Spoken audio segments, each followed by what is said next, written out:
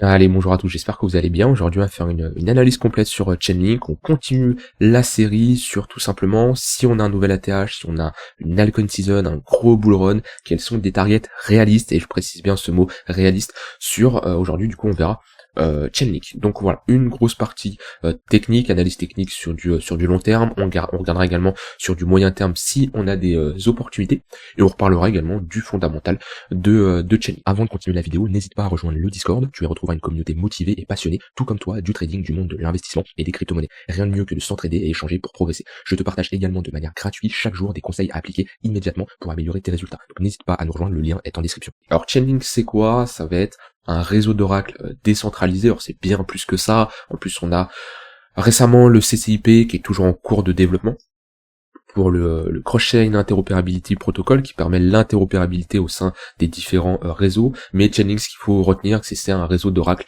décentralisé. En fait, ce qu'il faut comprendre, c'est que l'utilisation des smart contracts, des contrats intelligents de Ether, sont, on peut dire qu'ils sont pas intelligents du coup parce qu'ils ont besoin des données du monde réel, ils ne peuvent pas récupérer eux-mêmes les données du monde réel, et c'est là où on a tout simplement l'utilisation des oracles où leur but c'est de récupérer ces données-là et permettre aux smart contracts de fonctionner, parce que demain si vous utilisez un contrat intelligent pour un protocole sur la DeFi qui doit récupérer le prix d'un actif, par exemple le prix de l'or, le prix de n'importe quel actif, ça peut être pour, admettons, vous décidez d'utiliser un smart contract pour réaliser un pari avec un ami, voilà, c'est des exemples simples, mais ce qu'il faut comprendre c'est que à partir du moment où vous mettez en place ce smart contract a besoin de données, d'accord, pour fonctionner.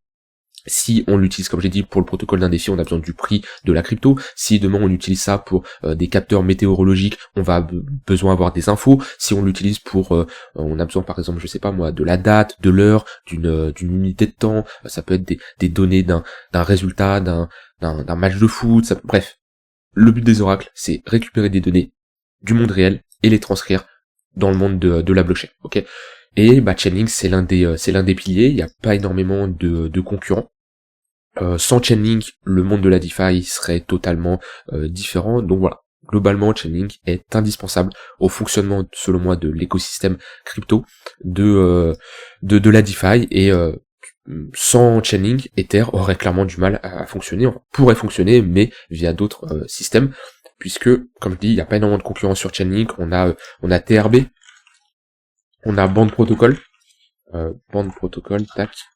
On a Pit Network également, qui est arrivé récemment. Mais voilà, dans le monde des oracles, on n'a pas grand chose. Et Chainlink récemment, qui met en place le CCIP pour du coup Cross-Chain Interoperability Protocol, qui va permettre l'interopérabilité entre tous ces différents acteurs, ce qui est important parce que on crée des layers 2, on crée plusieurs blockchains, mais le problème c'est qu'il n'y a pas d'interopérabilité, c'est compliqué, et le but de Chainlink c'est de permettre tout ça. Donc je suis très bullish sur le projet. Je suis rentré depuis un moment, moi j'ai un prix moyen d'achat de 5,7$ sur Chainlink. Je suis rentré sur le bad range ici. Pour moi, c'est un projet qui était longtemps sous-évalué. On se rend compte maintenant du potentiel, et pour moi, j'ai des targets beaucoup plus importants. D'un point de vue retracement, hop. Alors, déjà on a franchi une grosse résistance qui était celle-ci. Hop. On la break. Prochaine résistance, on a les 0,382. Ensuite, on a les 35$ ici. Et ensuite, si on break les 35$, il n'y a plus grand chose. Ça sera sûrement direction l'ATH. Donc ici, on a un bon niveau quand même au niveau des 35$ à aller casser. Et ensuite, direction l'ATH. Pour moi, c'est une crypto où j'ai des convictions pour qu'elle fasse un nouvel ATH. Dans le cas d'un nouvel ATH, on aurait tout simplement des extensions de Fibonacci qui nous donneraient une target aux alentours des 80$, qui serait une target, selon moi, réaliste. Si je prends le market cap de Chainlink, on a actuellement 11 milliards de market cap. Si demain on va chercher comme target les 80$, on ferait un x4 sur le prix, un x4 sur le market cap, sans compter s'il y a des tokens qui sont émis. Chainlink n'a pas 100% d'offres en circulation, il reste quand même des tokens à émettre. D'un point de vue tokenomique, c'est vrai que Chainlink ça n'a pas la token mix parfaite. Ok. Maintenant, ce qu'il faut prendre en compte, c'est pendant un bull run, lorsqu'il y a une forte demande, même si la token mix n'est pas incroyable, le marché s'en fout royalement. Maintenant, comme je l'ai dit, alors on a quand même une offre max, donc ça c'est intéressant, c'est-à-dire qu'on n'aura pas plus d'1 milliard de Chainlink en circulation, et ça, comme je dis, c'est intéressant puisque on peut pas avoir de l'inflation, et puis quand on aura atteint cette offre max, ça sera juste l'offre et la demande qui fera bouger le prix, on n'aura plus d'émission de jetons et d'augmentation du supply, tout simplement. Maintenant, ouais, je parlais du coup, on a actuellement 11 milliards de capitalisation. Si on fait un x4 sur le prix et qu'on va chercher les 80 $, on aura tout simplement un market cap de 40 milliards. Est-ce que, en plein bull market, Chainlink mérite d'avoir un market cap qui serait similaire à un XRP, un Solana? Alors qu'ici on n'est pas encore, on n'a pas eu un gros pump sur la plupart des altcoins. Moi oui. Honnêtement, pour moi Chainlink, c'est un market cap tout à fait réaliste. 40 milliards de market cap sur Chainlink, c'est quelque chose de réaliste. Qu'on voit qu'on a un Dogecoin à 25 milliards. Bon voilà, après le marché peut être irrationnel et on le voit sur certains projets, mais pour moi c'est une target tout à fait réaliste sans être vraiment dans l'excès. On serait même pas sur quelque chose de surévalué, parce que des fois voilà, si je commence à aller chercher des targets énormes, on peut être sur une surévaluation du projet. Mais voilà, même si on va chercher les 218, ça nous donnerait une target vers les 130 $. 130 $, ça nous ferait du coup un market cap, ça nous ferait un market cap de 120 milliards du coup. Et là on ferait, j'ai dit combien? Ouais, on ferait un x10. On ferait un x10 à peu près. Donc ça nous donnerait un market cap de 120 milliards. 120 milliards, on commencerait à être sur un market cap assez élevé. Pas impossible. Pas impossible si on a vraiment un gros bull run, mais c'est des targets selon moi réalistes. Après au-dessus de 218, calmos quand même. De toute façon, comme je dis, étape par étape, tant que je vois pas comment le marché va réagir ici, je peux pas me projeter en disant que c'est sûr qu'il va aller ici, d'accord. De toute façon, il y a rien de sûr, mais moi je parle juste d'un point de vue ici capitalisation de marché, je me base là-dessus sur quoi? Sur moi mes convictions que j'ai sur Chainlink, et surtout sur la visualisation du marché, ok. C'est sûr que si actuellement on avait un BTC à je sais pas moi à 400 milliards de capitalisation de marché, bah c'est sûr que je vous dirais non, c'est peut-être compliqué. Maintenant, Chainlink qui atteint 40 milliards de capitalisation de marché, qui est actuellement 10% la market cap de Ether, ok.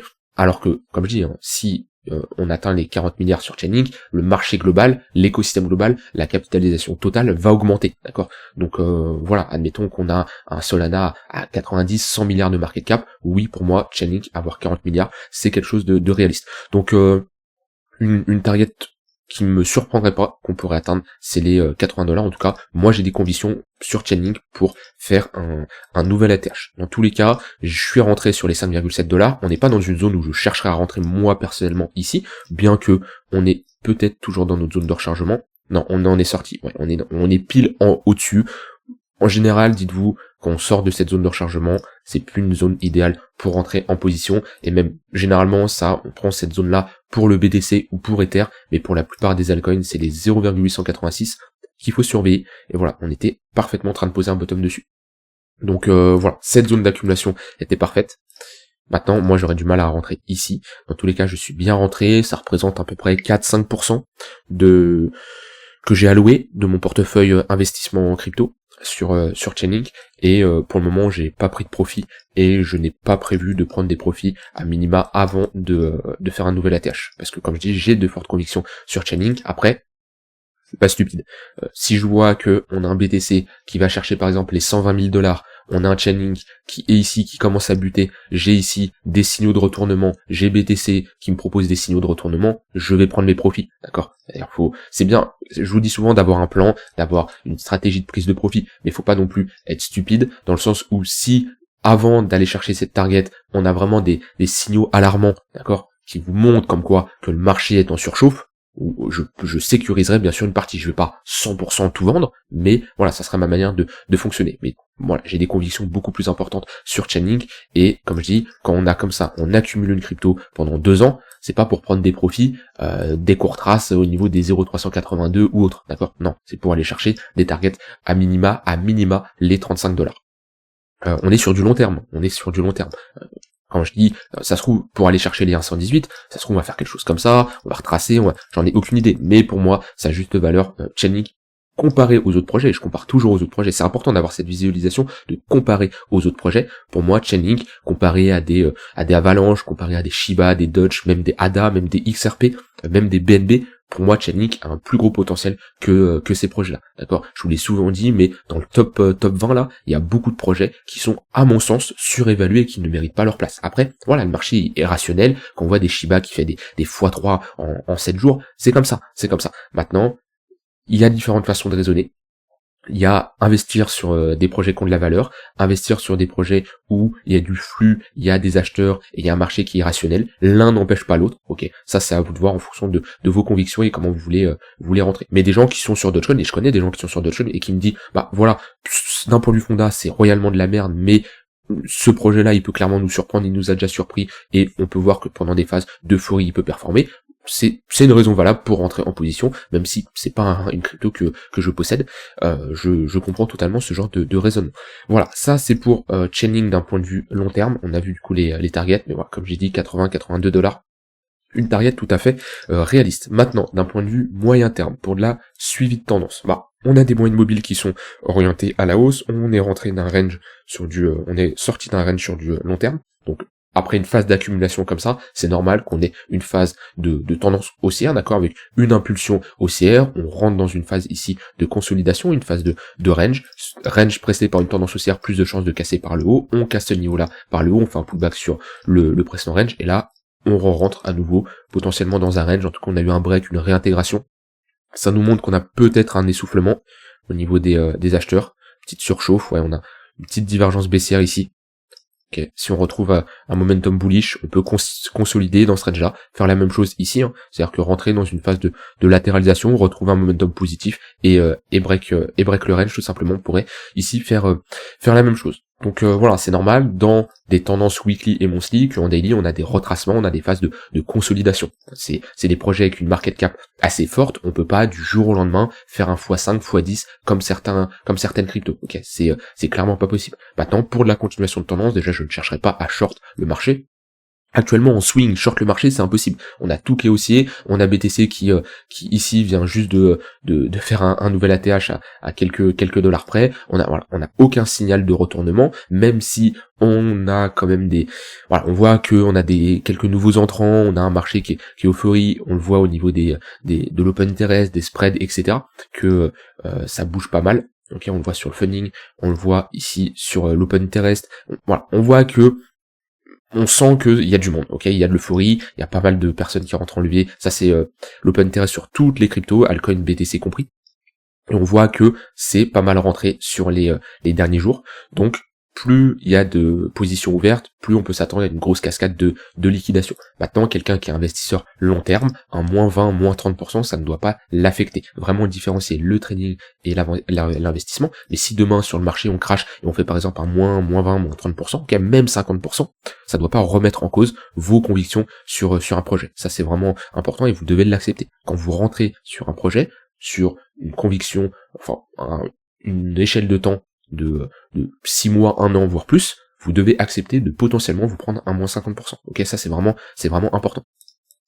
Voilà, rien d'autre à dire sur Chainlink. Je voulais regarder Chainlink BTC. C'est pas la charte la plus jolie, mais c'est pas la plus moche non plus. On est globalement dans un range avec des signaux de retournement. Je peux pas avoir une charte un peu plus ancienne. Il veut pas. Ok, parfait. Voilà, on est revenu chercher une bonne zone de localisation, ok, entre les 0,786 et 0,886, divergence haussière, pattern de retournement. Donc voilà, alors c'est sûr qu'on n'est pas sur une charte totalement verticale, mais tant mieux. En général, qu'on veut se positionner sur une altcoin, alors là, c'est pas se positionner vu que c'est la paire Link contre le BTC, mais je vous rappelle, hein, quand vous investissez sur une crypto, votre but c'est de surperformer le BTC. Et moi là, j'ai des signaux qui me montrent tout simplement que Chainlink essaye de se retourner contre le BTC. Alors, globalement, on est bloqué dans un plus gros range, ok, avec on voit que sur la borne basse, on a des réactions acheteuses avec des patterns de retournement. La borne haute, on a des réactions vendeuses. Donc on est bloqué dans un range long terme. Globalement, le bas de range, c'est des opportunités de switch une partie de ces BTC en chaining. Et si on a un break de ce niveau-là, et on aura globalement un gros bottom qui sera posé. On pourra s'attendre à un retracement, au moins venir chercher ici les 0,382, voire notre zone de rechargement de short. Mais ça, c'est vraiment quelque chose que vous devez quelque chose d'automatique que vous devez faire à chaque fois que vous vous concentrez sur une altcoin, c'est de regarder sa paire contre le BTC. Parce que je vous rappelle, le but d'une altcoin, c'est de surperformer le BTC. Donc voilà, j'ai dit ce que j'avais envie de dire sur Chainlink. Pour moi, c'est un projet très intéressant qui est sous-évalué, qui est toujours sous-évalué. Qui est toujours sous-évalué selon moi. Et qui a un potentiel beaucoup plus important.